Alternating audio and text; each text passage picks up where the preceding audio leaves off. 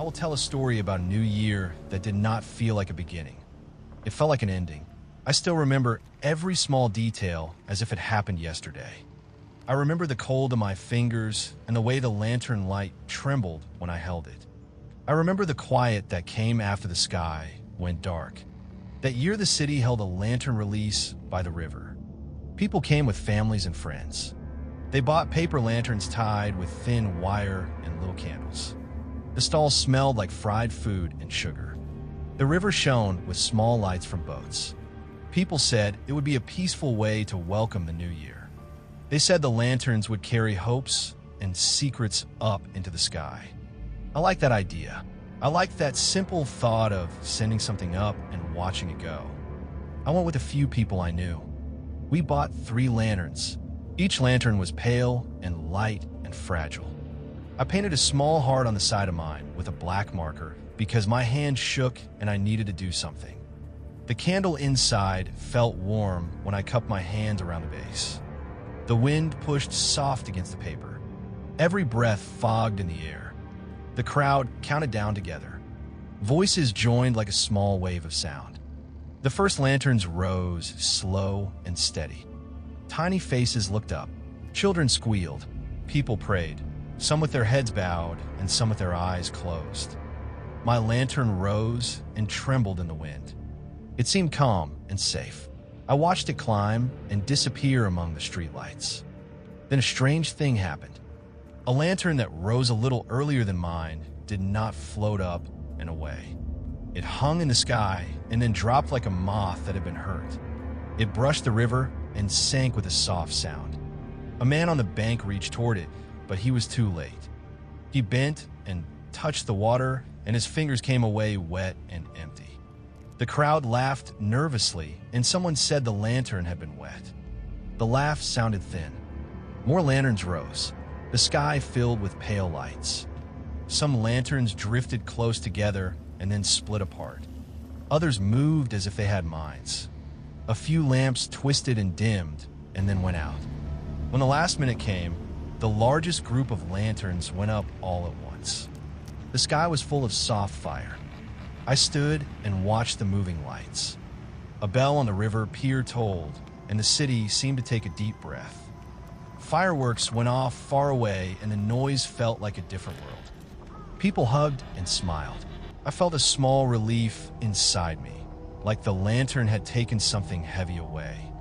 We walked back along the path. The riverbank had tall grass and broken benches. The lights faded. People cheered and then drifted. I held my empty lantern frame, and I felt lighter in my chest. The cold bit at my nose and ears. We laughed about nothing. The sound felt thin in the dark. That night, I slept without dreaming. My bed felt like a raft. I woke before dawn, and the world was quiet. I stepped outside to get coffee. The streets were nearly empty. The shops were closed. The sky was pale, and the river ran slow and low. On my way back, I saw something on the sidewalk. It looked like a scrap of paper or an old leaf. It was a small strip of lantern paper. I picked it up, and the paper was warm. There was a little black mark on it. It looked like a thumbprint, but wrong. The mark had a shape like a tiny face. I put the paper in my pocket and forgot it when work took over my day. At lunch, the news on my phone showed nothing about the lanterns. The story said the event had been beautiful. Someone posted a video with music and people clapping. The comments said it was peaceful.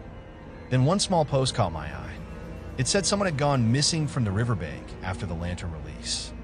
The post had a shaky picture of a coat left on the grass and a pair of shoes beside the water. My stomach turned cold. I tried to think of a reason. Maybe the person had slipped and fallen into the river. Maybe they had left for somewhere else. I told myself to wait. I told myself the police would sort it out. By evening, more posts appeared.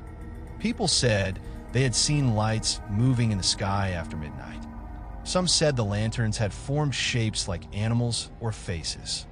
Others said the lights had stayed in the air longer than they should. The missing person's name spread. I called and left a message. The line rang and then went to voicemail. That night, I did not sleep. I kept thinking about the little black mark on the paper. I took it out and looked at it under the lamp. The mark looked like a small handprint again. The edges were not smooth. The center had a hollow. It made me think of a face seen through smoke. I put the scrap beside my bed and tried to make the world go away.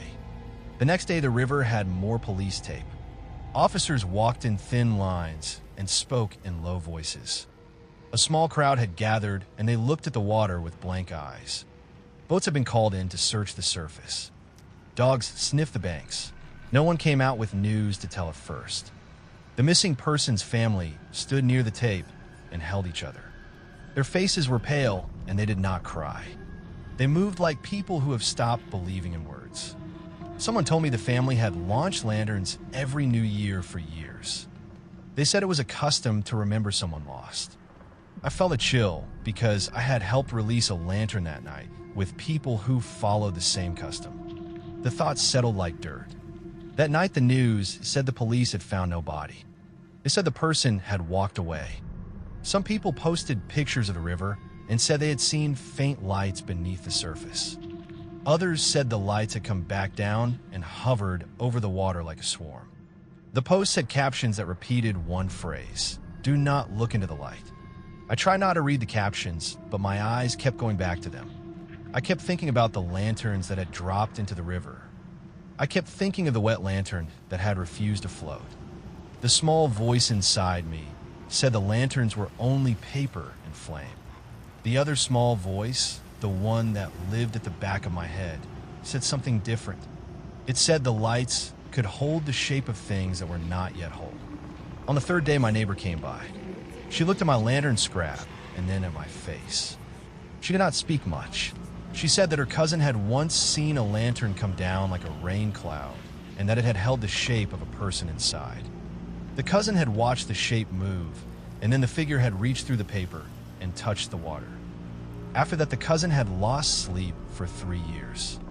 She said this quietly and then went away as if her words were too heavy to carry.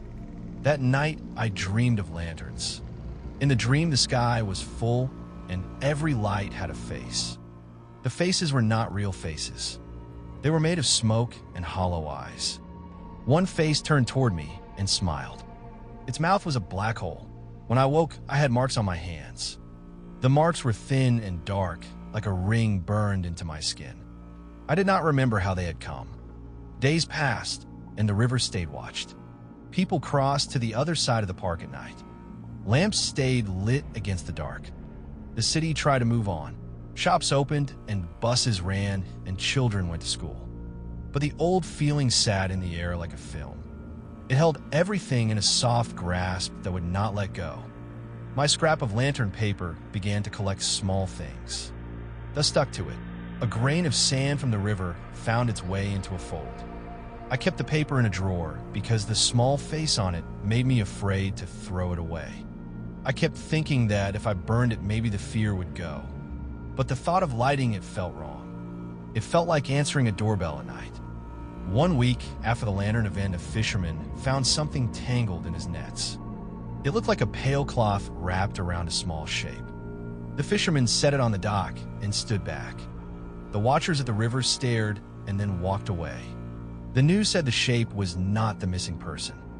They said it was something else that could not be explained. People said the light under the water had been different that night. I began to notice little things at home. The radio would click on at the same time every day and then die. My kettle would boil, and then the whistling would stop as if the heat had been taken. A small patch of the ceiling paint looked darker, like soot had kissed it and left a soft print. I told myself the house was old and things broke. That helped for a few minutes. Then the house settled and made a sound like a long sigh, and I could not pretend. One night, I woke to find a scrap of lantern paper on my kitchen table. I was sure I had put it in the drawer. The small face on the scrap looked different in the moonlight. It looked clearer. I felt a pressure in my chest, as if someone had placed a palm there. I pushed my hand against my ribs to feel my heartbeat, and it thudded too fast. I walked to the window, and the water was black and slow. A small light moved beneath the surface near the pier. It rose up and then sank again like a fish. The light was not a boat. It was small and cold. I watched until the light broke into tiny sparks and then went out. I put the scrap back in the drawer, and I shut the drawer hard. The small face seemed to press against the wood like a hand. I slept, and I dreamed of paper wings. I dreamed of people stepping from the paper into the world and leaving wet footprints on the floor. Months passed, and the river cooled. The missing persons case went quiet. The family left town. People still talked about the lanterns sometimes, but with less fear and more curiosity. The scraps of paper began to blow away in gusts. I kept mine like a pebble in my pocket. I kept it because it felt wrong to let it go. I kept it because if I burned it, I might have to answer for why it had come. Years later, I still watch the sky when the new year comes. I do not go to the lantern releases anymore. I do not buy a new lantern, and I do not write my wishes on paper. I watch from my window and count silently. I listen for sounds like small wings. Sometimes a star seems to pause and then fall. Sometimes I see a small bright flicker near the river, and I remember the tiny black face on the scrap. If this story has a lesson, it is small and sad. Light can be gentle and beautiful. Light can also show things that do not belong to our world. Paper and flame can carry memories, and they can carry pieces of loss. When you stand under a sky full of small fires and you feel the world lift, remember that some things that rise do not go away. They wait. They look for a way in. On a quiet night, if you find a scrap of paper with a strange mark, fold it gently and put it away. Do not stare too long at the moving lights. They may be only lanterns. They may be something else. The sky might be full of wishes. The sky might also be full of waiting faces.